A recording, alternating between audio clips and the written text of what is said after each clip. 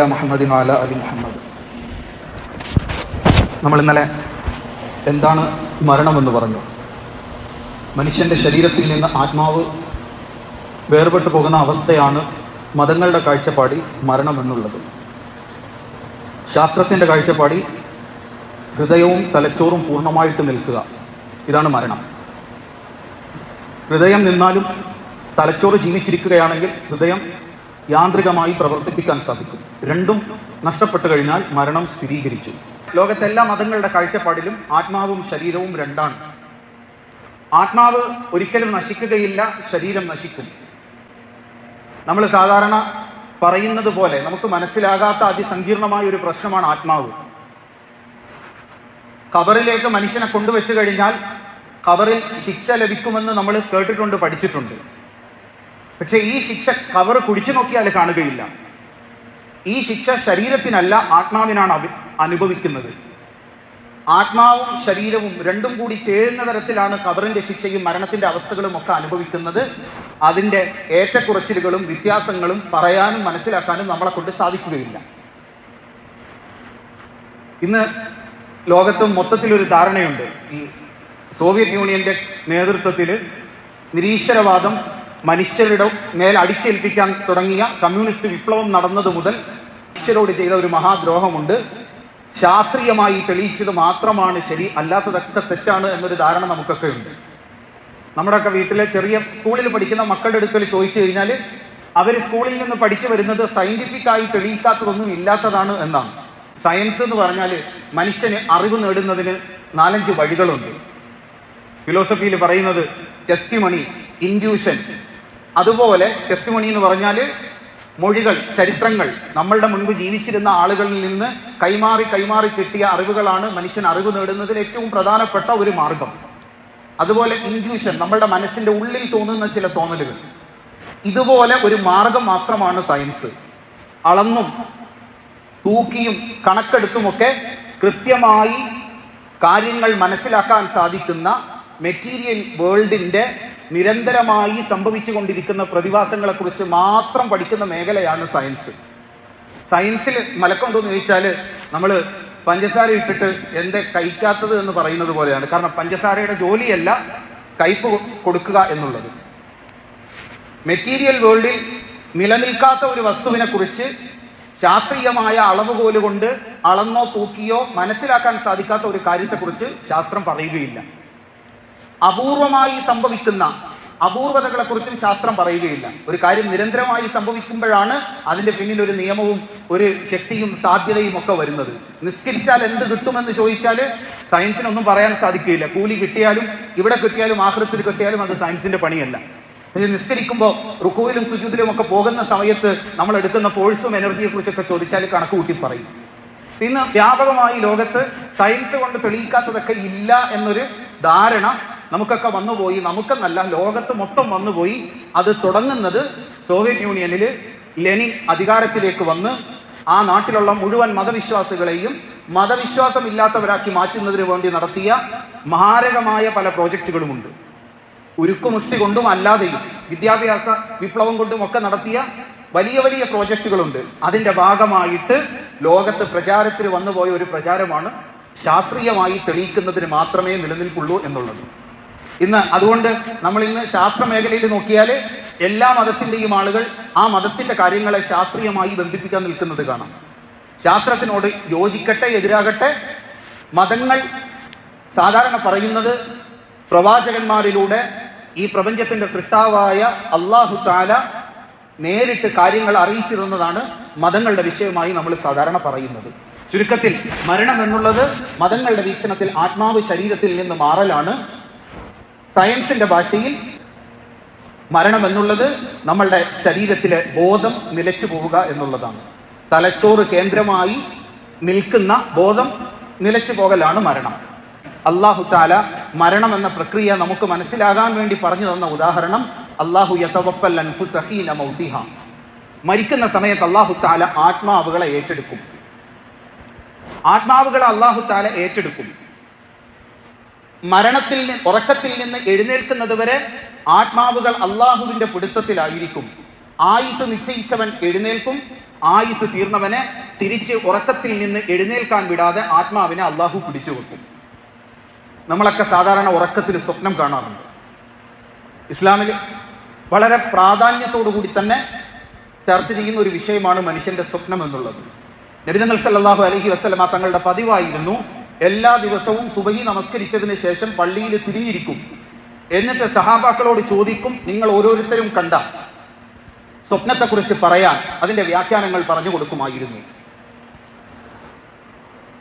മഹാനായ യൂസുഫ് നബി അലൈഹിസ്സലാമിനെ കുറിച്ച് ഖുർആനിൽ അല്ലാഹു തആല പറഞ്ഞു, വയുഅല്ലിമുക മിൻ തഅവീലിൽ അഹാദീസ്, നിങ്ങളെ ഞാൻ പ്രവാചകനാക്കി, പ്രവാചകന്റെ ദൃഷ്ടാന്തമായി അത്ഭുത പ്രവൃത്തിയായി മനുഷ്യരുടെ സ്വപ്നങ്ങളുടെ കൃത്യമായ വ്യാഖ്യാനം പറയാനുള്ള കഴിവും നിങ്ങൾക്ക് ഞാൻ നൽകി എന്ന് യൂസുഫ് നബി അലൈഹിസ്സലാമിനെ കുറിച്ച് പറഞ്ഞു.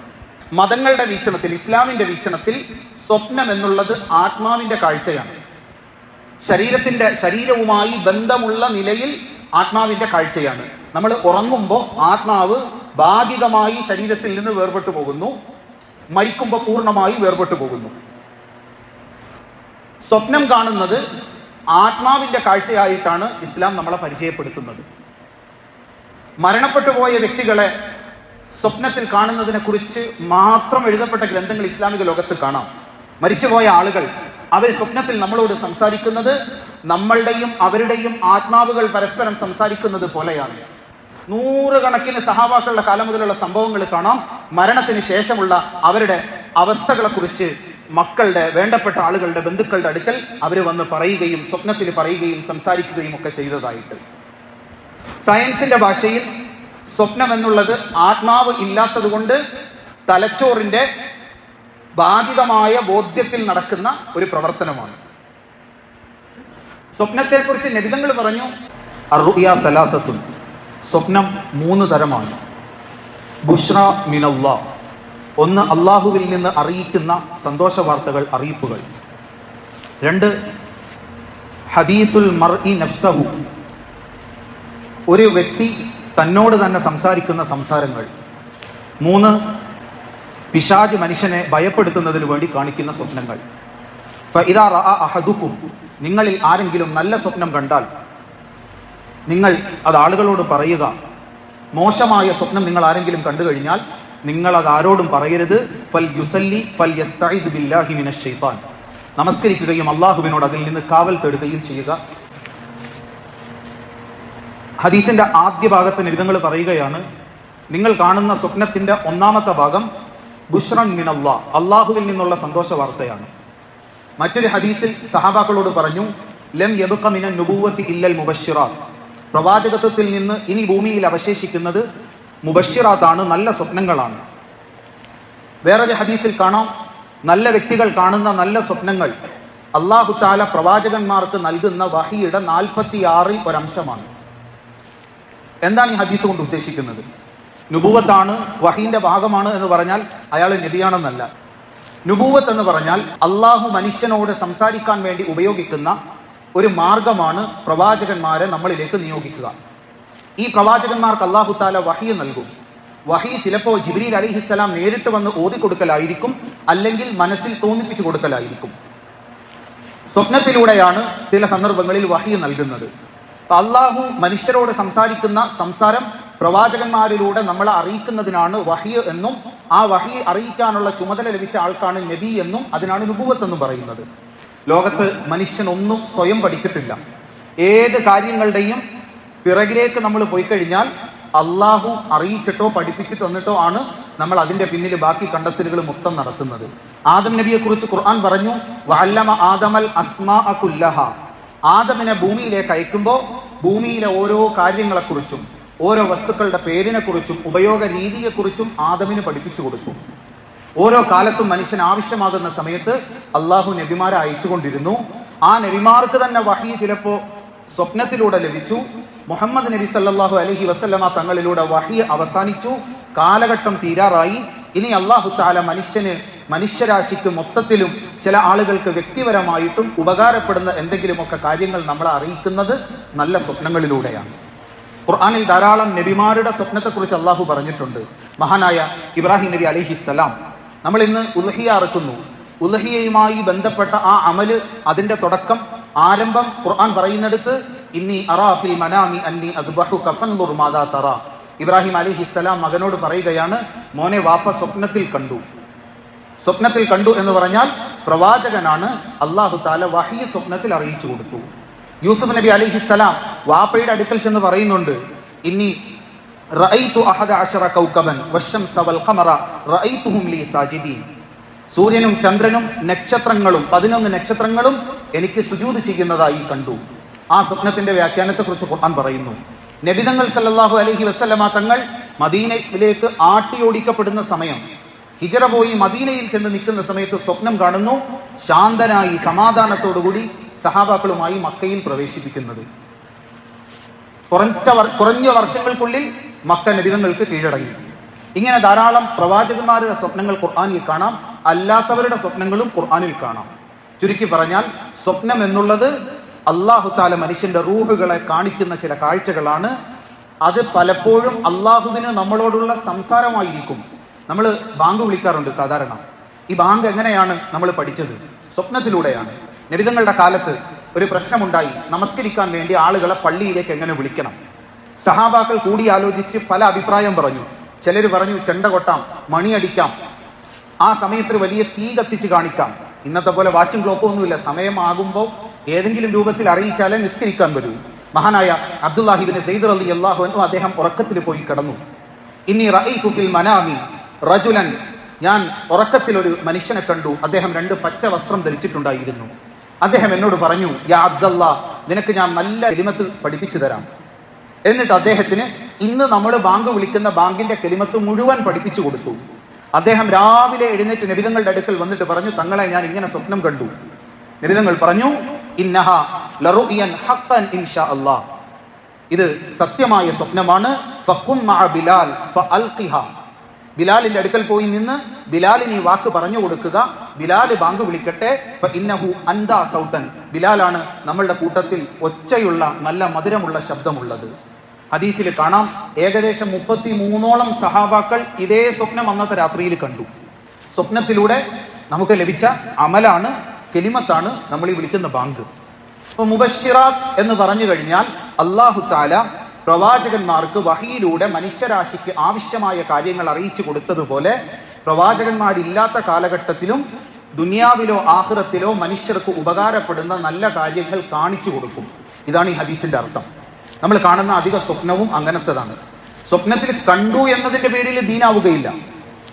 ഒരാൾ സ്വപ്നത്തിൽ നബിതങ്ങൾ വന്ന് എന്തെങ്കിലും ചെയ്യാൻ പറഞ്ഞു കൊടുത്തു, നല്ലതാണെങ്കിൽ നമുക്ക് സ്വീകരിക്കാം. പക്ഷെ നബിതങ്ങൾ ജീവിച്ചിരിക്കുന്ന കാലത്ത് നടപ്പിലാക്കിയ കർമ്മം പോലെ ദീനിൽ പ്രാധാന്യമുള്ളതാവുകയില്ല. സാധാരണ ഇങ്ങനെ ആളുകൾ തട്ടിപ്പുമായിട്ട് എന്തെങ്കിലുമൊക്കെ പിരിവുകളും നേർച്ചകളും ഒക്കെ ആയിട്ട് ഇറങ്ങിയിട്ട് പറയും, ഞാൻ നബിയെ സ്വപ്നം കണ്ടു, നബി പറഞ്ഞു തന്നതാണെന്ന്. അങ്ങനെ പറയാൻ പറ്റുകയില്ല. നബിതങ്ങൾ ദീനിൽ സ്ഥിരപ്പെടുത്തിയ ശറഇന്റെ നിയമങ്ങൾ, അതിന് ഉപകാരപ്പെടുന്ന എന്തെങ്കിലും കാര്യങ്ങൾ കണ്ടാൽ സ്വീകരിക്കാം. അല്ലാത്ത പക്ഷം അള്ളാഹു നബിയെ അയച്ചിട്ടുണ്ട്, ആ നബി പറഞ്ഞത് മുഴുവൻ രേഖപ്പെടുത്തിയത് നമ്മളുടെ മുമ്പിൽ സൂക്ഷിച്ചു വെച്ചിട്ടുണ്ട്, അതനുസരിച്ച് ജീവിക്കണം. മനുഷ്യർക്ക് ഉപകാരമുള്ള കാര്യമെന്ന് പറയുമ്പോൾ ഏതാണ്ട് എല്ലാ മേഖലയിലും ഇങ്ങനത്തെ സ്വപ്നങ്ങൾ കാണാറുണ്ട്. യൂസുഫ് നബി അലൈഹി ഇസ്ലാമിനെ കുറിച്ച് ഖുർആൻ പറയുന്നു, അദ്ദേഹം ഈജിപ്തിലെ ജയിലിൽ കിടക്കുമ്പോഴാണ് അവിടുത്തെ രാജാവ് ഒരു സ്വപ്നം കാണുന്നത്. 7 പശുക്കളെയും കുറെ വൈക്കോൽ കൂട്ടങ്ങളെയും ഒക്കെ കാണുന്ന സ്വപ്നത്തിന്റെ കഥ വിശദമായി ഖുർആൻ പറയുന്നു. ഈ സ്വപ്നം ഒരു മുന്നറിയിപ്പായിരുന്നു 7 വർഷത്തിന് ശേഷം ആ രാജ്യത്ത് വരാൻ പോകുന്ന കടുത്ത ദാരിദ്ര്യത്തെക്കുറിച്ച്. ആ മുന്നറിയിപ്പിലൂടെ, ആ സ്വപ്നത്തിലൂടെ അദ്ദേഹം ഇത് മനസ്സിലാക്കി. അവസാനം യൂസുഫ് നബിയുടെ അടുക്കൽ പോയി അദ്ദേഹം വ്യാഖ്യാനം പറഞ്ഞു കൊടുത്തു. അതേ സ്വപ്നത്തിൽ തന്നെ ഉണ്ടായിരുന്നു ആ പ്രശ്നം പരിഹരിക്കാൻ, ആ ദാരിദ്ര്യത്തിന്റെ കാലഘട്ടത്തെ അതിജയിക്കാനുള്ള പരിഹാരവും. ഇത് രണ്ടും ആ സ്വപ്നത്തിൽ നിന്ന് നേരത്തെ കണ്ടെത്തി മുൻകരുതൽ എടുത്തതുകൊണ്ട് എല്ലാ പ്രദേശങ്ങളിലും ദാരിദ്ര്യം വന്നപ്പോൾ ആ നാട്ടിൽ മാത്രം ദാരിദ്ര്യം വന്നില്ല. ഇങ്ങനെ നമ്മൾ നോക്കിക്കഴിഞ്ഞാൽ ചിലപ്പോൾ മുസ്ലിം കാണാം, ചിലപ്പോൾ കാഫിർ കാണാം. ഇമാമിങ്ങൾ പറയുന്നുണ്ട്, ഈ ഹദീസ് കൊണ്ട് ഉദ്ദേശിക്കുന്നത് അല്ലാഹു തആല മനുഷ്യരാശിക്ക് ഉപകാരപ്പെടുന്ന കാര്യങ്ങൾ അല്ലാഹു തആല കാണിച്ചു കൊടുക്കും. ചിലപ്പോൾ മുസ്ലിമിനായിരിക്കും കാണിച്ചു കൊടുക്കുന്നത്, ചിലപ്പോൾ കാഫിറിനായിരിക്കും കാണിച്ചു കൊടുക്കുന്നത്. ഒരാളുടെ സ്വപ്നം കൊണ്ട് അത് പിന്നീട് സത്യമാണെന്ന് തെളിയുകയോ മനുഷ്യർക്ക് ഉപകാരമുള്ള കാര്യമായി മാറുകയോ ചെയ്താൽ ആ സ്വപ്നത്തെ അള്ളാഹുവിൽ നിന്നുള്ള സ്വപ്നമാണ് എന്ന് നമ്മൾ മനസ്സിലാക്കണം. ഈ സ്വപ്നത്തെക്കുറിച്ച് ശാസ്ത്രീയമായ ഒരു പഠന മേഖല തന്നെയുണ്ട്. ഒനേറോളജി എന്നാണ് അതിന് പറയുന്നത്. അതൊരു ഗ്രീക്ക് പദമാണ്. നമ്മൾ ഇന്നത്തെ ശാസ്ത്രം നോക്കിക്കഴിഞ്ഞാൽ ഒട്ടോ ലേവി എന്ന് പറയുന്ന 1924 വൈദ്യശാസ്ത്രത്തിൽ നോബൽ സമ്മാനം കിട്ടിയ ഒരു ഡോക്ടറുണ്ട്. അദ്ദേഹമാണ് നമ്മളുടെ തലച്ചോറിന്റെ ആശയവിനിമയം അത് ഇലക്ട്രിസിറ്റി കൊണ്ടല്ല, മറിച്ച് കെമിസ്ട്രി കൊണ്ടാണ്, കെമിക്കൽ ന്യൂറോ ട്രാൻസ്മിറ്റ്സ് കണ്ടുപിടിച്ചത് അദ്ദേഹമാണ്. അദ്ദേഹം അന്ന് ആ കണ്ടുപിടിച്ച കണ്ടുപിടുത്തമാണ് ഇന്ന് നമ്മൾ ന്യൂറോളജിയുമായി ബന്ധപ്പെട്ട് നടത്തുന്ന മുഴുവൻ ചികിത്സയുടെയും മുഴുവൻ രക്ഷാപ്രവർത്തനത്തിന്റെയും അടിസ്ഥാനം. നമ്മളൊക്കെ ഇന്ന് ഉപയോഗിക്കുന്ന ഒരു സാധനമുണ്ട്, ഇൻസുലിൻ. ഡയബറ്റീസിന് ചികിത്സയായി ഉപയോഗിക്കുന്ന ഇൻസുലിൻ ഉണ്ട്. കാനഡക്കാരനായ ഫെഡറിക് ബൈൻഡിങ് എന്ന് പറയുന്ന ഒരു ഡോക്ടറാണ് ഇത് കണ്ടുപിടിക്കുന്നത്. അദ്ദേഹം 1920 ഒരു രാത്രിയിൽ ഉറക്കമില്ലാതെ എന്തോ എഴുതിക്കൊണ്ടിരിക്കുന്നു. അന്ന് വ്യാപകമായ ആളുകൾ ഈ ഷുഗർ ബാധിച്ച് മരിക്കുന്നു. ആ ഉറക്കത്തിന്റെ ഇടയിൽ അദ്ദേഹം ഒരല്പസമയം, ഉണർന്നിരിക്കുന്നതിന്റെ ഇടയിൽ ഒരല്പസമയം അദ്ദേഹം ഒന്ന് മയങ്ങിപ്പോയി. ആ മയക്കത്തിൽ അദ്ദേഹം ഒരു നായയെ സ്വപ്നം കണ്ടു. അതിന്റെ പാൻക്രിയാസിന്റെ ഒരു ഭാഗം ഛേദിച്ചതിന് ശേഷം നമ്മൾ ഇന്ന് ഇൻസുലിൻ എടുക്കുന്ന ഐസ്ലെറ്റ്ലോ ലങ്കർഹാൻസ് എന്ന് പറയുന്ന ആ പാൻക്രിയാസിന്റെ ഭാഗത്ത് നിന്ന് ഇൻസുലിൻ വേർതിരിച്ചെടുക്കുന്നത് അദ്ദേഹം ഒരു കുറഞ്ഞ സെക്കൻഡുകൾ മയങ്ങി പോകുന്ന സമയത്ത് ആ മയക്കത്തിൽ അദ്ദേഹം കണ്ടു. അതിനനുസരിച്ച് പരീക്ഷണം നടത്തി. പിറ്റേ വർഷം അദ്ദേഹത്തിന് വൈദ്യശാസ്ത്രത്തിൽ നോബൽ സമ്മാനം കിട്ടി. അന്ന് ഈ നോബൽ സമ്മാനം വാങ്ങുന്ന സമയത്ത് അദ്ദേഹം നടത്തുന്ന പ്രസംഗമുണ്ട്. ആ പ്രസംഗത്തിൽ സ്വപ്നത്തെക്കുറിച്ച് ആ പ്രസംഗത്തിൽ പറയുന്നുണ്ട്. ഇതുപോലെ നോക്കിക്കഴിഞ്ഞാൽ നമ്മൾ ഇന്ന് അടിസ്ഥാനപരമായി ഉപയോഗിക്കുന്ന എല്ലാ മേഖലകളിലും കെമിസ്ട്രിയിൽ ഏറ്റവും ഉപകാരമുള്ള അടിസ്ഥാനപരമായി നമ്മൾ ഉപയോഗിക്കുന്ന പീരിയോഡിക് ടേബിൾ ഉണ്ട്. ഈ പീരിയോഡിക് ടേബിൾ റഷ്യക്കാരനായ ഒരു ശാസ്ത്രജ്ഞനാണ് കണ്ടുപിടിക്കുന്നത്. ദിമിട്രി മെൻഡലേവ് എന്നാണ് അദ്ദേഹത്തിന്റെ പേര്. അദ്ദേഹത്തിന്റെ മകൻ അച്ഛന്റെ കണ്ടുപിടുത്തത്തെ കുറിച്ച് എഴുതിയിട്ടുണ്ട്. സ്വപ്നത്തിൽ ഒരു രാത്രിയിൽ പെട്ടെന്ന് ഈ പീരിയോഡിക് ടേബിൾ അദ്ദേഹത്തിന്റെ മുമ്പിൽ തെളിഞ്ഞു വന്നു. അപ്പൊ തന്നെ ഞെട്ടി എഴുന്നേറ്റത് എഴുതി വെച്ചു. ബെൻസീൻ എന്ന് പറയുന്ന കെമിസ്ട്രിയിൽ വളരെ പ്രധാനപ്പെട്ട ഒരു അരോമാറ്റിക് ഹൈഡ്രോ കാർബൺ ഉണ്ട്. ഇതിന്റെ ഫോർമുല അറിയുമായിരുന്നു, ഇതിന്റെ സ്ട്രക്ചർ അറിയുകയില്ല. ആകെ സ്റ്റിക്കിലെ എന്ന് പറയുന്ന ശാസ്ത്രജ്ഞനാണ് ഇത് കണ്ടുപിടിച്ചത്. അദ്ദേഹം ഇതിന്റെ കണ്ടുപിടുത്തത്തെ കുറിച്ച് പറഞ്ഞു. രാത്രിയിൽ ഉറങ്ങുമ്പോൾ ഒരു ചിത്രം കണ്ടു. അതിൽ നിന്നാണ് ഇന്ന് ബെൻസീന്റെ സ്ട്രക്ചറായി നമ്മൾ മനസ്സിലാക്കുന്ന റിംഗ് സ്ട്രക്ചർ അദ്ദേഹം കണ്ടെത്തുന്നത്. അതുപോലെ ബോർ, നീൽസ് ബോർ എന്ന് പറയുന്ന ശാസ്ത്രജ്ഞൻ ഇന്ന് ഫിസിക്സിന്റെ മുഴുവൻ അടിസ്ഥാനമായ ആറ്റത്തിന്റെ ഘടന അല്ലെങ്കിൽ ആറ്റത്തിന്റെ model, planetary model of atom എന്ന് പറയുന്ന ആറ്റത്തിന് ചുറ്റും ഇലക്ട്രോൺ സഞ്ചരിക്കുന്ന ആ മോഡൽ അദ്ദേഹം കണ്ടുപിടിക്കുന്നത്, അദ്ദേഹം അതിനെക്കുറിച്ച് ആലോചിച്ച് കിടന്നപ്പോൾ സ്വപ്നത്തിൽ സൂര്യന് ചുറ്റും ഇലക്ട്രോൺസുകൾ കറങ്ങുന്നതായി അദ്ദേഹം സ്വപ്നം കണ്ടു. ഈ കണ്ടുപിടുത്തത്തിന്റെ പേരിൽ അദ്ദേഹത്തിന് നോബൽ സമ്മാനം ലഭിച്ചു. ജെയിംസ് വാട്സൺ എന്ന് പറയുന്ന ഒരു ശാസ്ത്രജ്ഞനുണ്ട്. അദ്ദേഹമാണ് DNA-യുടെ ഡബിൾ ഹെലിക്സ് സ്ട്രക്ചർ കണ്ടുപിടിക്കുന്നത്. അദ്ദേഹത്തിന്റെ 1968 അദ്ദേഹം എഴുതിയ ഒരു പുസ്തകമുണ്ട്. ദ ഡബിൾ ഹെലിക്സ് എന്നാണ് ആ പുസ്തകത്തിന്റെ പേര് തന്നെ. അദ്ദേഹത്തിന്റെ ആത്മകഥയാണ്. അതിൽ അദ്ദേഹം പറയുന്നുണ്ട്, DNA-യുടെ ഡബിൾ ഹെലിക്സ് സ്ട്രക്ചർ കണ്ടുപിടിക്കുന്നത് അദ്ദേഹം സ്വപ്നത്തിൽ ഒരു കോണിപ്പടി കണ്ടു.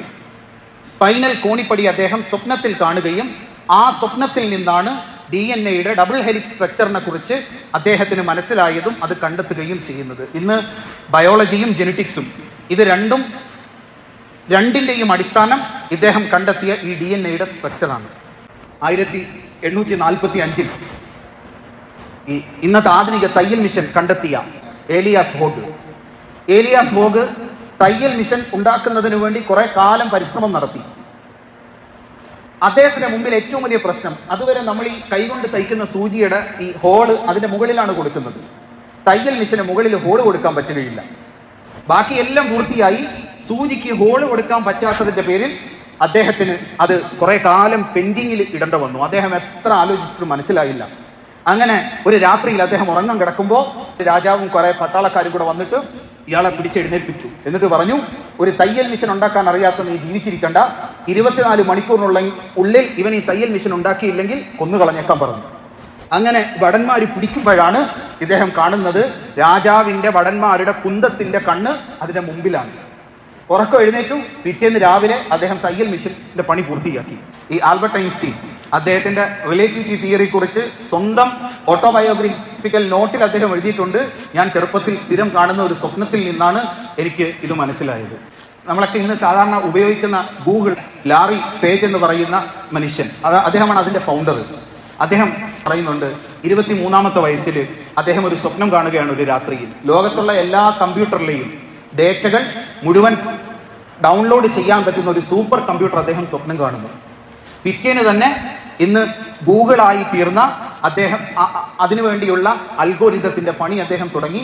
അതിലൂടെയാണ് ലോകത്തെ മുഴുവൻ ഇന്ന് മാറ്റിമറിച്ച ഗൂഗിൾ എന്ന് പറയുന്ന ആ വെബ് പേജ് ഉണ്ടായി. ഇങ്ങനെ നമ്മൾ നോക്കിക്കഴിഞ്ഞാൽ നൂറുകണക്കിന് കണ്ടെത്തലുകൾ മനുഷ്യരാശിക്ക് അടിസ്ഥാനപരമായി ഉപകാരപ്പെട്ട, നമ്മൾ ഇന്ന് അഭിമാനിക്കുന്ന ശാസ്ത്ര മേഖലയുടെ മുഴുവൻ അടിസ്ഥാനവുമായി ബന്ധപ്പെട്ട ഇങ്ങനത്തെ ധാരാളം കണ്ടെത്തലുകൾ കാണാം. നമ്മളുടെ ഉറക്കത്തെക്കുറിച്ച് നമ്മൾ മനസ്സിലാക്കിയിരിക്കണം.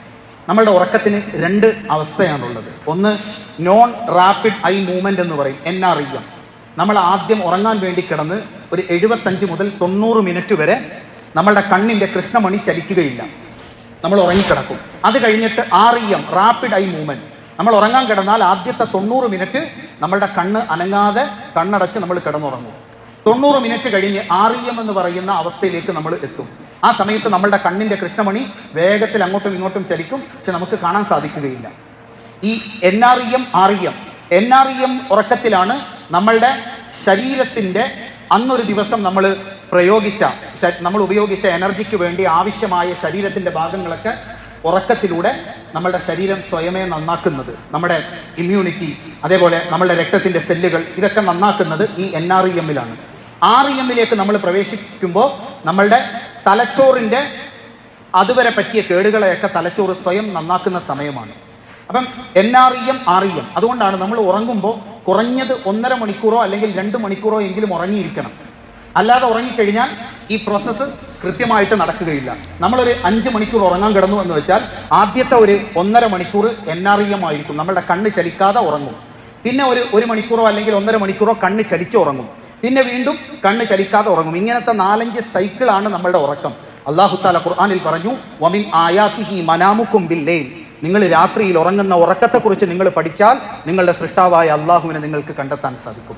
ഈ NREM-ലേക്ക് നമ്മൾ പോകുന്നതിന് മുമ്പ്, ഉറങ്ങുന്നതിന് തൊട്ടു മുമ്പുള്ള 1 സെക്കൻഡ് മുതൽ 10 മിനിറ്റ് വരെ നീണ്ടു നിൽക്കുന്ന ആ ഒരു സമയമുണ്ട്. ചിലർക്ക് 1 സെക്കൻഡ് ആയിരിക്കും, ചിലർക്ക് 10 മിനിറ്റ് വരെ നീണ്ടു നിൽക്കും. ഇതിന് ശാസ്ത്രത്തിന്റെ ഭാഷയിൽ ഹിപ്നോഗോഗിക് എന്നാണ് ഈ അവസ്ഥയ്ക്ക് പറയുന്നത്. ഇനി നമ്മൾ ഉറക്കത്തിൽ നിന്ന് എഴുന്നേൽക്കുന്ന ആ ഒരു സമയമുണ്ട്, അതിന് ഹിപ്നോപോംബിക് എന്നാണ് അതിന് പറയുന്നത്. ഈ 2 സമയത്തും മനുഷ്യൻ അത്ഭുതകരമായ നിലയിൽ മനുഷ്യന്റെ തലച്ചോറ് പ്രവർത്തിക്കുമെന്നാണ് ഇന്ന് ശാസ്ത്രം കണ്ടെത്തുന്നത്.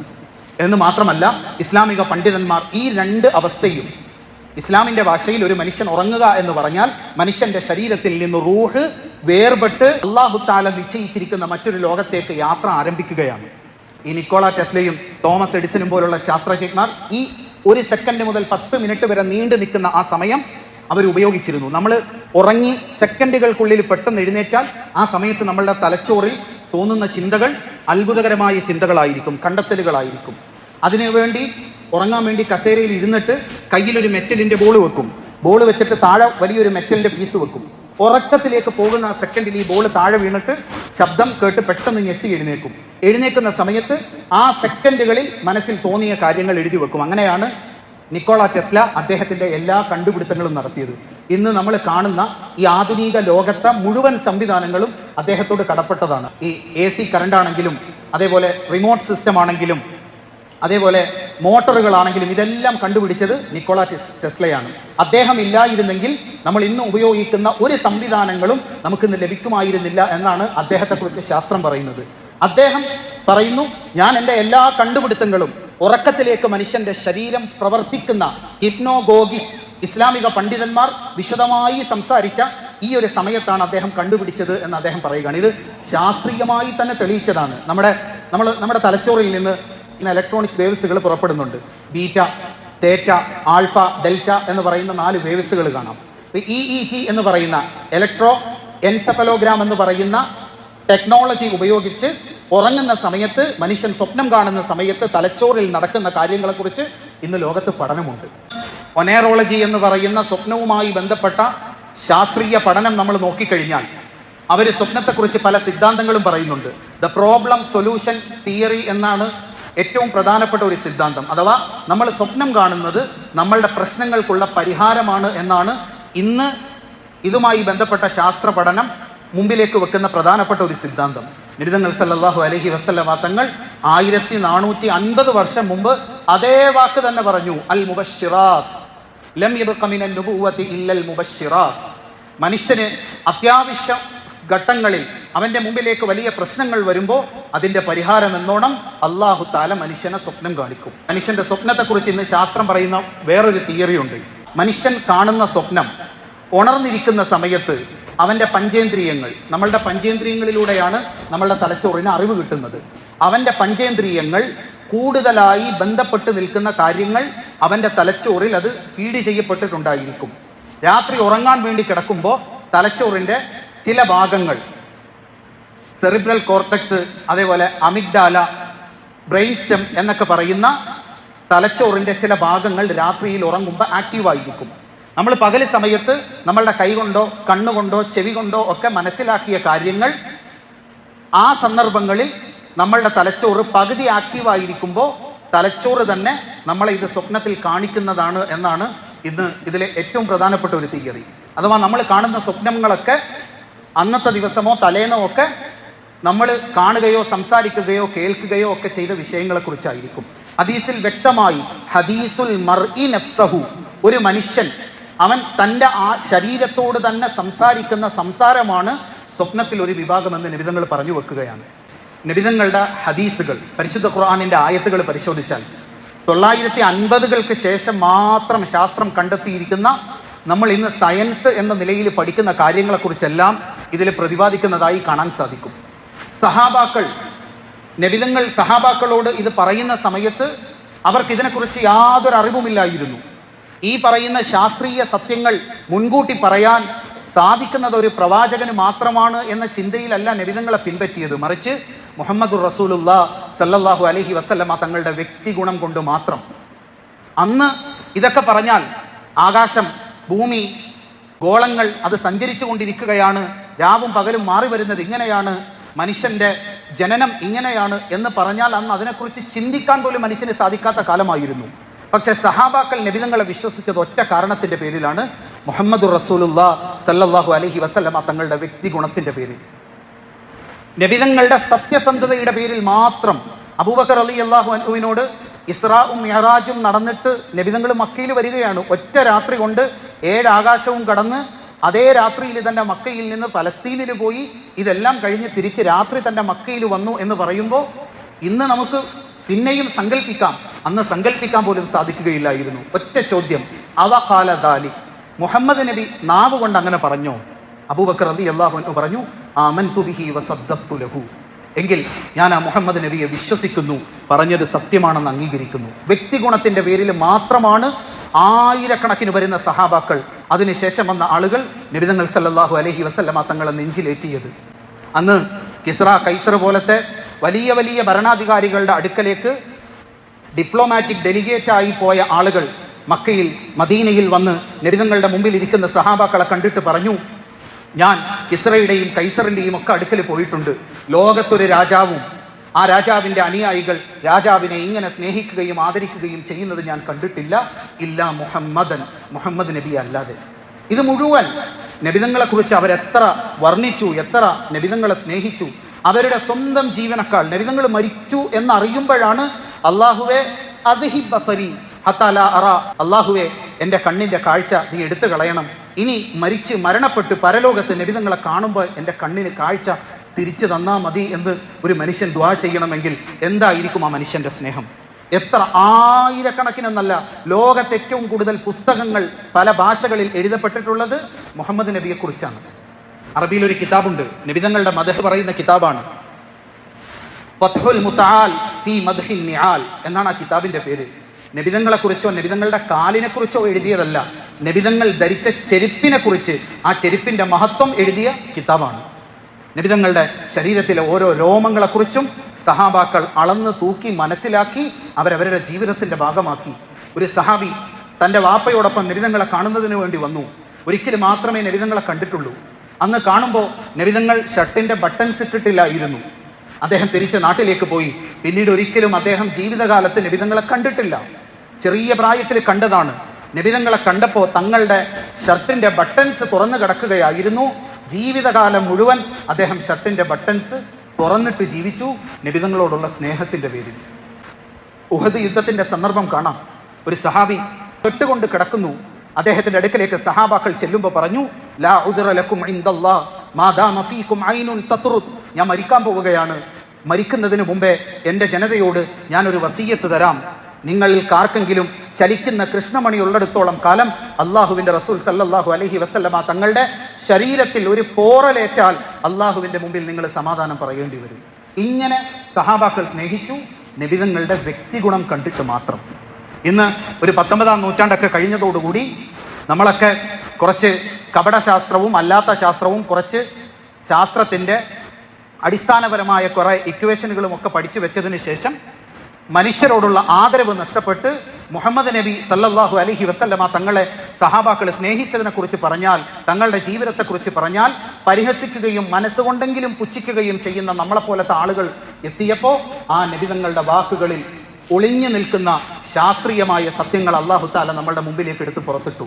1978 ഇസ്ലാമിലേക്ക് കടന്നു വന്ന ഫ്രാൻസിലെ ഒരു ഡോക്ടർ ഉണ്ടായിരുന്നു, മോറിസ് ബുക്കായി എന്നാണ് അദ്ദേഹത്തിന്റെ പേര്. അദ്ദേഹം ഒരു പുസ്തകം എഴുതി, the Bible, the Quran and science and the mummies of pharaohs. ഇതാണ് ആ പുസ്തകത്തിന്റെ പേര്. അദ്ദേഹം 1976 ഒരു പ്രബന്ധം അവതരിപ്പിച്ചു. എന്നിട്ട് അദ്ദേഹം പറഞ്ഞു, എംബ്രിയോളജി, ഫിസിയോളജി, കോസ്മോളജി, ഈ 3 ശാസ്ത്രമേഖലയിൽ നമ്മൾ ഇന്ന് മാത്രം കണ്ടെത്തിയിട്ടുള്ള കാര്യങ്ങൾ മുഹമ്മദ് നബി സല്ലല്ലാഹു അലൈഹി വസല്ലമ തങ്ങൾ നമ്മളുടെ മുമ്പിലേക്ക് കൊണ്ടുവന്ന ഖുർആനിൽ ഇതിനെക്കുറിച്ച് വിശദമായിട്ട് പറഞ്ഞിട്ടുണ്ട്. എന്നിട്ട് അദ്ദേഹം പറയുകയാണ്, an illiterate individual from 7th century, 7-ാം നൂറ്റാണ്ടിൽ ഒരു പാഠശാലയിലും പോയി വിദ്യാഭ്യാസം നേടിയിട്ടില്ലാത്ത നിരക്ഷരനായ ഒരു മനുഷ്യൻ ഇന്നത്തെ കാലത്ത് മാത്രം നമ്മൾ കണ്ടെത്തിയിരിക്കുന്ന വലിയ ശാസ്ത്രീയ സത്യങ്ങൾ ഖുർആൻ പോലത്തെ ഒരു പുസ്തകത്തിൽ ഉൾപ്പെടുത്തി പറയണമെങ്കിൽ ഫ്രം ഡിവൈൻ റെവല്യൂഷൻ, ദൈവികമായ കയ്യൊപ്പില്ലാതെ ഒരിക്കലും 7-ാം നൂറ്റാണ്ടുകാരനായ ഒരു മനുഷ്യന്, അതും അല്ലാഹു തആല ഖുർആനിൽ പറഞ്ഞു, അല്ലദീന യത്തബിഊന റസൂലൻ നബിയൽ ഉമ്മി, നിങ്ങളിലേക്ക് ഞാൻ അയച്ച പ്രവാചകൻ ഉമ്മിയാണ്. ഉമ്മി എന്ന് പറഞ്ഞാൽ ഒരു സ്കൂളിലും പോയി എഴുത്തും വായനയും പഠിച്ചിട്ടില്ല. നേരത്തെ എഴുത്തും വായനയും പഠിച്ചെങ്കിൽ എന്തെങ്കിലും വായിച്ച് കോപ്പി അടിച്ച് പറയാമെന്ന് പറയാം. എഴുത്തും വായനയും പഠിച്ചിട്ടില്ലാത്ത, അതിനു മുമ്പുള്ള വേദങ്ങളെക്കുറിച്ച് യാതൊരു അറിവുമില്ലാത്ത, മക്ക വിട്ട് വെളിയിലേക്ക് പോയിട്ടില്ലാത്ത ഒരു മനുഷ്യൻ ഇന്ന് മാത്രം ഈ എംബ്രിയോളജിയിൽ മനുഷ്യന്റെ ഗർഭപാത്രത്തിലേക്ക് പോകുന്ന ബീജം, അത് പിന്നെ ഓരോ ഘട്ടം ഘട്ടമായി വളരുന്നതിനെ കുറിച്ച് ഖുർആൻ സവിസ്തരം പ്രതിപാദിക്കുന്നുണ്ട്. ഈ അടുത്ത കാലത്താണ് ഇതിനെക്കുറിച്ചുള്ള പഠനം തന്നെ ലോകത്ത് നടക്കുന്നത്. അതേപോലെ കോസ്മോളജിയിൽ നമ്മളുടെ ആകാശ ലോകം ഇന്ന് നമ്മൾ കാണുന്ന ഈ പ്രപഞ്ചം ഇങ്ങനെ വിശാലമായി കൊണ്ടിരിക്കുകയാണെന്ന് ശങ്കക്കിടയില്ലാതെ ഖുർആൻ പറയുന്നത്. മോറിസ് ബുക്കായി ഇത് പറഞ്ഞിട്ട് അദ്ദേഹം മുസ്ലിം ആകുന്നുണ്ട്. അദ്ദേഹം മുസ്ലിം ആകാൻ കാരണം പറഞ്ഞത്, എഴുത്തും വായനയും പഠിക്കാത്ത നിരക്ഷരനായ 7-ാം നൂറ്റാണ്ടിൽ ജീവിച്ച ഒരു മനുഷ്യന് ഇത് പറയണമെങ്കിൽ ദൈവികമായ കയ്യൊപ്പില്ലാതെ, ദൈവികമായ പിൻബലമില്ലാതെ സാധിക്കുകയില്ല. ഇന്ന് സ്വപ്നവുമായി ബന്ധപ്പെട്ട് ലോകത്ത് നടക്കുന്ന എല്ലാ പഠനങ്ങളും നമ്മളൊന്ന് മുമ്പിലേക്ക് എടുത്തു വെച്ചാൽ 7-ാം നൂറ്റാണ്ടിൽ ജീവിച്ചിരുന്ന മുഹമ്മദ് റസൂലുള്ളാഹി സല്ലല്ലാഹു അലൈഹി വസല്ലമ തങ്ങളുടെ ഒറ്റ ഹദീസിന്റെ മുമ്പിൽ വന്ന് നിൽക്കുന്നതായി നമുക്ക് കാണാൻ സാധിക്കും. എന്ന് മാത്രമല്ല, ഇസ്ലാമിക ലോകത്തെ പണ്ഡിതന്മാർ ഈ പറഞ്ഞ മുബശ്ശിറാത്ത് അഥവാ അല്ലാഹു തആല മനുഷ്യന് കാണിക്കുന്ന ഓരോ കാലഘട്ടത്തിൽ സമൂഹത്തിനോ വ്യക്തിക്കോ ആവശ്യമായി വരുന്ന ഗുണപരമായ കാര്യങ്ങൾ സ്വപ്നത്തിലൂടെ അള്ളാഹു കാണിക്കുന്നത് അള്ളാഹുവിൻ്റെ ഏർപ്പാടാണ് എന്ന് നബിതങ്ങൾ പറഞ്ഞതിനെ ഇസ്ലാമിക പണ്ഡിതന്മാർ ആ കാലത്ത് തന്നെ വ്യാഖ്യാനിച്ചു. നമുക്ക് ചില പ്രത്യേക കിതാബുകൾ കാണാം. ഇബ്നു ഖയ്യിം അൽ ജൗസി എന്ന് പറയുന്ന ഇസ്ലാമിക പണ്ഡിതന്റെ കിതാബ് റൂഹ്, അതിലെ ആത്മാവുകളെ കുറിച്ച് മാത്രമാണ് ചർച്ച. ഇമാം ഗസാലി റഹിമഹുല്ല അദ്ദേഹത്തിന്റെ ഇഹ്യാ ഉലൂമുദ്ദീൻ എന്ന് പറയുന്ന കിതാബിൽ ഇതുമായി ബന്ധപ്പെട്ട് ഒരു പ്രത്യേക അധ്യായം തന്നെ കാണാം. ഇമാം സുയൂത്തി അൽ ബദലുൽ മജ്ഹൂദ് ഫി ഫന്നി തഅബീർ എന്ന് പറയുന്ന കിതാബ് കാണാൻ സാധിക്കും. ഈ ഇമാമിയങ്ങൾ മുഴുവൻ എഴുതി, കാഫിറാകട്ടെ മുസ്ലിം ആകട്ടെ, ഒരു കാലഘട്ടത്തിൽ സമൂഹത്തിന്റെ നന്മയ്ക്ക് ആവശ്യമായി വരുന്ന സമയത്ത് അല്ലാഹു തആല ആവശ്യമായ കാര്യങ്ങൾ സ്വപ്നത്തിലൂടെ അറിയിച്ചു കൊടുക്കും.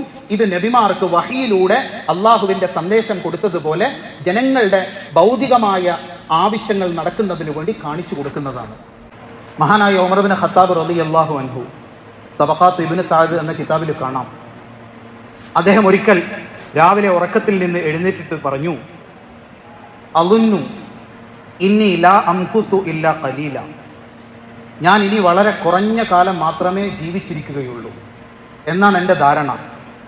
ലഖദ് റഅയ്തു ദീകൻ നഖറനി നഖറതൈൻ, ഞാൻ സ്വപ്നത്തിൽ ഒരു കോഴി 2 പ്രാവശ്യം എന്നെ കൊത്തുന്നതായി കണ്ടു.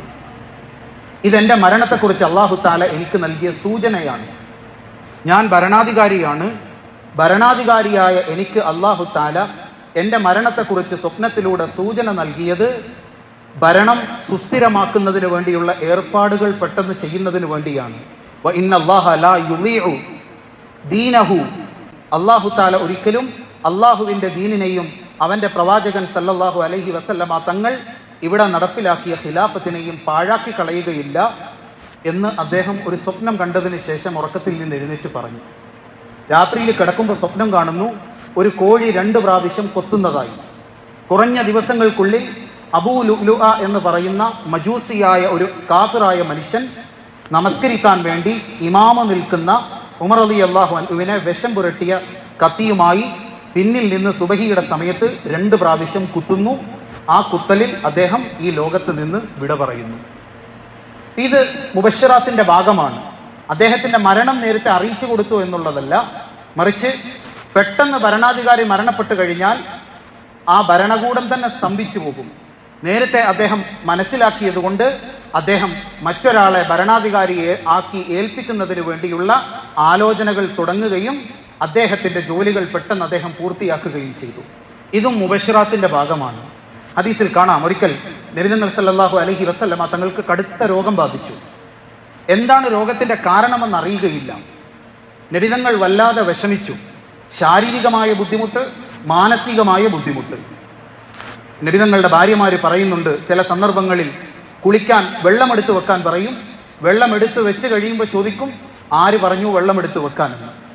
ഈ തരത്തിൽ ശാരീരികവും മാനസികവുമായി നബി തങ്ങൾ വല്ലാത്തൊരവസ്ഥയിലേക്ക് പോയി. നബി തങ്ങൾക്ക് സിഹിർ ബാധിച്ചതായിരുന്നു. നബി തങ്ങൾക്ക് നേരെ അന്നത്തെ യഹൂദികൾ കൂടോത്രം ചെയ്തതിന്റെ പേരിൽ തങ്ങൾക്കുണ്ടായ മാനസിക ശാരീരിക ബുദ്ധിമുട്ടിനെ കുറിച്ചാണ് ഈ ഹദീസിൽ പ്രതിപാദിക്കുന്നത്. തങ്ങൾക്ക് മനസ്സിലായില്ല കാരണം എന്താണെന്ന്.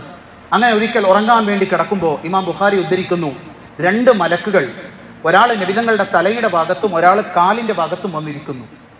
ഒരാൾ മറ്റേയാളോട് ചോദിച്ചു, മാ ബാലു ഹാദർ റജുൽ, ഈ മനുഷ്യൻ എന്തു പറ്റി? മറ്റേയാൾ മറുപടിയായിട്ട് പറഞ്ഞു, മത്ബൂബുൻ, ഇദ്ദേഹത്തിന് ആരോ മാരണം ചെയ്തിരിക്കുകയാണ്. ലിമ തബ്ബഹു, ആരാണ് മാരണം ചെയ്തത്? ലബീദ് ബിൻ അഅ്സമാണ്. എന്തിലാണ് ചെയ്തത്? ഫീ മിഷ്തിൻ വ മിഷാത്തത്തിൻ, ഈ മനുഷ്യന്റെ തന്നെ തലമുടിയെടുത്ത് ഈന്തപ്പഴ മരത്തിന്റെ അതിന്റെ പോളയുടെ ഒരു ഭാഗവുമായി കൂട്ടിച്ചേർത്തിട്ടാണ് കൂടോത്രം ചെയ്തിരിക്കുന്നത്. സ്വപ്നത്തിലൂടെ നബി തങ്ങൾ കാണുകയാണ്. ഹദീസിൽ കാണാം, സ്വപ്നത്തിൽ നിന്ന് നബി തങ്ങൾ എഴുന്നേറ്റ ഉടനെ ആദ്യം പറയുന്ന വാചകം, യാ ആയിഷ ലഖദ് അഫ്താനി അല്ലാഹു ഫീ മസ്തഫ്തൈതുഹു ഫീഹി. ആയിഷ, നമുക്ക് ഇതുവരെ പരിഹാരം കിട്ടാതിരുന്ന കാര്യത്തിൽ അല്ലാഹു തആല നമുക്ക് പരിഹാരം കാണിച്ചു തന്നു. നേരെ സഹാബാക്കളുമായി ആ തോട്ടത്തിലേക്ക് പോകുന്നു. ആ കിണറ്റിലേക്ക് സഹാബാക്കൾ ഇറങ്ങുന്നു. ആ കിണറ്റിന്റെ അടിയിൽ മാരണം ചെയ്ത് കെട്ടിവെച്ചിരിക്കുന്ന ആ വസ്തു വെളിയിലേക്ക് എടുക്കുന്നു. ആ സമയത്ത് ഖുർആനിൽ ഖുൽ അഊദു ബിറബ്ബിന്നാസ് ഖുൽ അഊദു ബിറബ്ബിൽ ഫലഖ്, ഈ 2 സൂറത്തുകൾ അവതരിക്കുന്നു. ഈ 2 സൂറത്തുകൾ ഓതി ആ കെട്ടി വെച്ചിരിക്കുന്ന സാധനത്തിൽ ഊതുകയും അത് അഴിച്ചു മാറ്റുകയും ചെയ്തു. അതോടുകൂടി കൂടോത്രം ചെയ്തതിന്റെ എല്ലാവിധ ബുദ്ധിമുട്ടുകളിൽ നിന്നും നബി തങ്ങൾ സുരക്ഷിതനായി. ഈ ഹദീസിൽ സ്വപ്നത്തിലൂടെ തങ്ങളുടെ പ്രശ്നത്തിന്റെ പരിഹാരം അല്ലാഹു തആല കാണിച്ചു കൊടുത്തു. ഉത്തരേന്ത്യയിൽ ജീവിച്ചിരുന്ന മൗലാന ഇലിയാസ് കാന്തലവി എന്ന് പറഞ്ഞ പണ്ഡിതനുണ്ട്. ഒരു കാലത്ത് വ്യാപകമായി കെലിമ പോലും ചെല്ലാൻ അറിയാത്ത ആയിരക്കണക്കിന് മുസ്ലിമീങ്ങൾ ഉത്തരേന്ത്യയിൽ ഉണ്ടായിരുന്നു. അവര് കെലിമ ചെല്ലാതെ തന്നെ കാഫിറായിട്ട് മരിക്കുമെന്നല്ല, സംഘടിതമായി അവരെ മതം മാറ്റാനും ശ്രമിച്ചു. ഇദ്ദേഹം രാത്രികൾ ഉറക്കമില്ലാതെ ഇത് കണ്ട് സങ്കടപ്പെട്ട് കഴിഞ്ഞുകൂടി. എന്ത് ചെയ്യും ഇവരെ നന്നാക്കാൻ? അങ്ങനെ ഒരു രാത്രിയിൽ ഉറങ്ങിക്കിടക്കുമ്പോഴാണ് അദ്ദേഹം സ്വപ്നത്തിൽ കാണുന്നത് അവിടുത്തെ പാവപ്പെട്ട കർഷകരും മേവാത്തുകാരായ ആളുകളെയും ഒക്കെ 1, 2, 3 ദിവസം തങ്ങളുടെ കൂട്ടത്തിൽ ഏതെങ്കിലും ഒക്കെ പള്ളികളിൽ കൊണ്ടുപോയി ഇരുത്തി 3 കാര്യങ്ങൾ, അല്ലാഹ്, ആഖിറം, റസൂൽ, ഈ 3 കാര്യങ്ങൾ അവർക്ക് പഠിപ്പിച്ചു കൊടുക്കണം. ഈ 3 കാര്യങ്ങൾ അറിയുമെങ്കിൽ കാഫിറായി ചത്തുപോവുകയില്ല, ഈമാനോടുകൂടിയേ മരിക്കും. എന്നിട്ട് അദ്ദേഹം മേവാത്തിലെ കടുപ്പക്കാരായ കർഷകരുടെ അടുക്കൽ പോയി അവരോട് പറഞ്ഞു, നിങ്ങൾ ഒരു ദിവസം കൃഷി ചെയ്താൽ കിട്ടുന്ന കൂലി ഞാൻ തരാം, എന്റെ കൂടെ വന്നാൽ. അങ്ങനെ ഒരു ദിവസത്തെ കൂലി കൊടുത്ത് രാവിലെ പള്ളിയിൽ വിളിച്ചുകൊണ്ടുപോയി പള്ളിയിലിരുന്ന് ഈ 3 കാര്യങ്ങൾ പഠിപ്പിച്ചു കൊടുക്കുന്നതിലൂടെയാണ് ഈ തബ്ലീഗിന്റെ അമല് തന്നെ തുടങ്ങിയത്. ഇന്ത്യയിൽ ജീവിച്ചിരുന്ന മഹാനായ ഒരു പണ്ഡിതനുണ്ട്, ഷാ വലിയുല്ലാഹി ദഹ്ലവി റഹിമഹുല്ല. അദ്ദേഹം ഇന്ത്യയെ സംബന്ധിച്ചിടത്തോളം എന്നല്ല, ഇസ്ലാമിക ലോകത്തെ സംബന്ധിച്ചിടത്തോളം വലിയ അത്ഭുതമാണ്. അദ്ദേഹത്തിന്റെ ഒരു ഗ്രന്ഥമുണ്ട്, ഹുജ്ജത്തുല്ലാഹിൽ ബാലിഗ. ഈ ഗ്രന്ഥം അദ്ദേഹം എഴുതുന്നതിനെ കുറിച്ച് അദ്ദേഹം പറയുന്നുണ്ട്, മക്കയിൽ അദ്ദേഹം പഠിക്കുന്ന കാലത്ത് ഒരിക്കൽ നബിതങ്ങളുടെ ചെറുമക്കളെ സ്വപ്നം കണ്ടു. ഹസൻ ഹുസൈൻ റളിയല്ലാഹു അൻഹുമ ഇവർ അദ്ദേഹത്തിന്റെ വീട്ടിലേക്ക് വന്നു. ഒരാളുടെ കയ്യിൽ ഒരു പേനയുണ്ടായിരുന്നു, നിബ്ബ് ഒടിഞ്ഞ പേന. ഹസൻ റളിയല്ലാഹു അൻഹു പറഞ്ഞു, ഇതെന്റെ വല്യപ്പ മുഹമ്മദ് നബിയുടെ പേനയാണ്. ഹുസൈൻ റളിയല്ലാഹു അൻഹു അത് വാങ്ങി ശരിയാക്കിയിട്ട് അദ്ദേഹത്തിന്റെ കയ്യിൽ കൊടുത്തു. ഇത് നടക്കുന്നത് ഒരു ദിവസം അസർ നമസ്കരിച്ചിട്ട് പള്ളിയിലിരുന്ന് ഒന്ന് മയങ്ങിപ്പോകുന്നതിന്റെ ഇടയിലാണ് അദ്ദേഹം കാണുന്നത്. സ്വപ്നത്തിൽ നിന്ന് എഴുന്നേറ്റു. പിന്നീട് നബിതങ്ങളെയും സ്വപ്നം കണ്ടു. അദ്ദേഹം നേരെ ഇന്ത്യയിലേക്ക് പുറപ്പെട്ടു. അന്ന് ഇന്ത്യയുടെ അവസ്ഥ, ഈ ഫിലോസഫി, തത്വശാസ്ത്രം വ്യാപകമായി പ്രചരിച്ചിട്ട് ആളുകളൊക്കെ അതെന്തോ അത്ഭുതമാണ് എന്ന് വിചാരിച്ച് മതം മാറി പോകുന്ന ഒരു സാഹചര്യമായിരുന്നു. അതിനു മുമ്പ് വരെ നിയമങ്ങൾ എഴുതുമെന്നല്ലാതെ ഇസ്ലാമിക നിയമങ്ങളുടെ യുക്തികൾ പണ്ഡിതന്മാർ വിശദീകരിച്ചിരുന്നില്ല. യുക്തി ഉണ്ടാകട്ടെ ഇല്ലാതിരിക്കട്ടെ, അള്ളാഹുവിനെ അനുസരിക്കുക എന്നുള്ളതാണ് നമ്മളുടെ ബാധ്യത. അദ്ദേഹത്തിന് ഈ സ്വപ്നത്തിലൂടെ മനസ്സിലായി, നബിതങ്ങളുടെ ദീനിനെ വ്യാപകമായി വിമർശിക്കുന്നു, എന്റെ ജോലി എഴുതാനാണ്, നബിതങ്ങൾ ഏൽപ്പിച്ചതാണ് എന്ന് പറഞ്ഞ് മുഴുവൻ ഇസ്ലാമിക കർമ്മങ്ങളുടെയും ഹിക്മത്തുകൾ, അതിന്റെ പിന്നിലുള്ള തത്വങ്ങളും തന്ത്രങ്ങളും വിശദീകരിച്ചുകൊണ്ട് ഹുജ്ജത്തുല്ലാഹിൽ ബാലിഗ എന്ന് പറഞ്ഞൊരു കിതാബ് എഴുതി. എന്താണെങ്കിലും നബിതങ്ങൾ സല്ലല്ലാഹു അലൈഹി വസല്ലമ തങ്ങൾ സ്വപ്നത്തിന്റെ 2 ഭാഗം നമ്മളോട് പറഞ്ഞു. ഒന്ന് മുബശ്ശിറാത്ത്, അഥവാ മനുഷ്യന് ആവശ്യമായ കാര്യങ്ങൾ വഹി പോലെ തന്നെ അല്ലാഹു തആല കാഫിറാകട്ടെ മുസ്ലിം ആകട്ടെ ഉപകാരപ്പെടുന്ന തരത്തിൽ കാണിച്ചു കൊടുക്കും. 2 ഹദീസുൽ മർഇ നഫ്സഹു, ഒരു മനുഷ്യൻ ഉണർന്നിരിക്കുന്ന സമയത്ത് അവന്റെ പഞ്ചേന്ദ്രിയങ്ങളുമായി കണക്ട് ചെയ്യുന്ന കാര്യങ്ങൾ രാത്രിയിൽ തലച്ചോറ് ഭാഗികമായി പ്രവർത്തിക്കുന്ന സമയത്ത് തലച്ചോറിന്റെ ഈ ഭാഗങ്ങൾ നമ്മളെ തന്നെ ഓർമ്മിപ്പിക്കുന്നതാണ് സ്വപ്നത്തിന്റെ 2ാം ഭാഗം. 3ാമതൊരു ഭാഗം കൂടിയുണ്ട്, ഹിൽമു മിനശ് ശൈത്താൻ. അതിനെക്കുറിച്ച് ഇൻഷാ അല്ലാഹ് നമുക്ക് നാളെ പറയാം. അല്ലാഹു